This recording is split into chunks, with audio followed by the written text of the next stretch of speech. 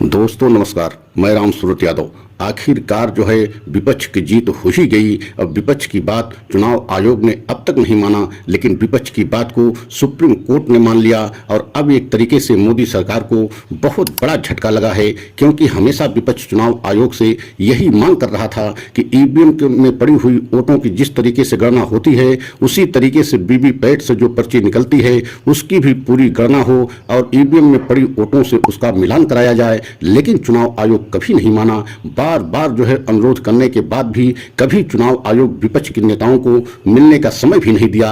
लेकिन एक बहुत बड़ी जीत विपक्ष के नेताओं की हुई है, क्योंकि सुप्रीम कोर्ट इस बात को मान लिया है और सुप्रीम कोर्ट ने एक आदेश जारी करके नोटिस भेज करके चुनाव आयोग से स्पष्ट कह दिया कि आप आकर के सुप्रीम कोर्ट में हलफनामा दें, हलफनामे में स्पष्ट करें कि जो चुनाव होने जा रहा है 2024 लोकसभा में, उसमें वीवीपैट की सभी पर्चियों की गणना होनी चाहिए और पूरी तरीके से जिस तरीके से ईवीएम में पड़ी सभी वोटों की गिनती होती है, ईवीएम में सभी वोटों की गणना होती है, उसी तरीके से वीवीपैट से निकलने वाली सभी पर्चियों की मिलान हो और उसकी भी गणना हो, तभी ये माना जाएगा कि चुनाव निष्पक्ष एवं पारदर्शी और स्वतंत्र है। यही मांग विपक्ष कर रहा था। तो आज हम इसी पर पूरी तरीके से आपको सच बताने जा रहे हैं कि अब प्रधानमंत्री मोदी की एक तरीके से बहुत बड़ा झटका लगा है और प्रधानमंत्री ही नहीं पूरी बीजेपी जो है एकदम सत्ते में आ गई है, सन्नाटा छा गया है। और अगर आप हमारे चैनल पर पहली बार हैं तो चैनल को लाइक सब्सक्राइब जरूर कर लें,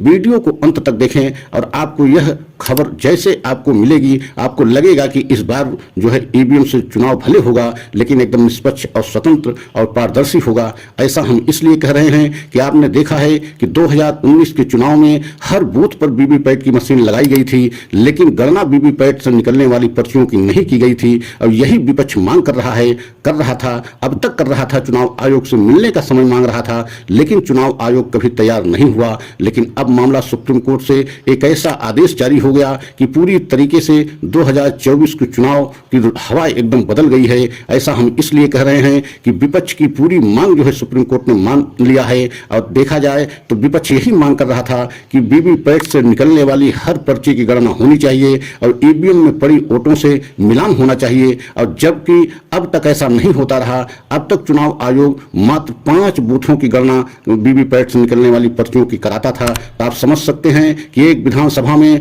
300, 350, 400 बूथ होते हैं, लेकिन उसमें से मात्र 5 बूथों के जो है वीवीपैट से निकलने वाली पर्चियों की गणना होती रही। और एक तरह से देखा जाए तो प्रधानमंत्री मोदी के ऊपर जो आरोप विपक्ष हमेशा लगाता रहा कि ईवीएम में गड़बड़ी करा करके एक तरीके से धांधली करा करके चुनाव जीतते रहे, तो अब जो ये आदेश सुप्रीम कोर्ट से जारी हुआ है इससे बीजेपी को बहुत बड़ा झटका लगा है। और खासकर चुनाव आयोग भी अब कुछ चाह करके भी उसमें कुछ नहीं कर सकता और चुनाव आयोग को इस बार के चुनाव में वीवीपैट से हर पर्ची की गणना करानी पड़ेगी। भले चुनाव आयोग अब तक दलील देता रहा कि अगर ऐसा हम कराएंगे तो हम पुरानी चुनाव प्रक्रिया में लौट जाएंगे, लेकिन जो है सुप्रीम कोर्ट ने स्पष्ट कह दिया कि भले जो है मतगणना में समय लग जाए लेकिन उससे मतलब नहीं है। देश की जनता का चुनाव पर पूरा भरोसा और विश्वास होना चाहिए। अगर देश की जनता को भरोसा विश्वास में जो है कमी आ रही है तो इसका मतलब है कि चुनाव स्वतंत्र और पारदर्शी नहीं हो रहा है। और आपने देखा भी है कि बहुत सारे संगठन जो है बढ़ चढ़ के जो है ईवीएम को लेकर के धरना प्रदर्शन कर रहे थे,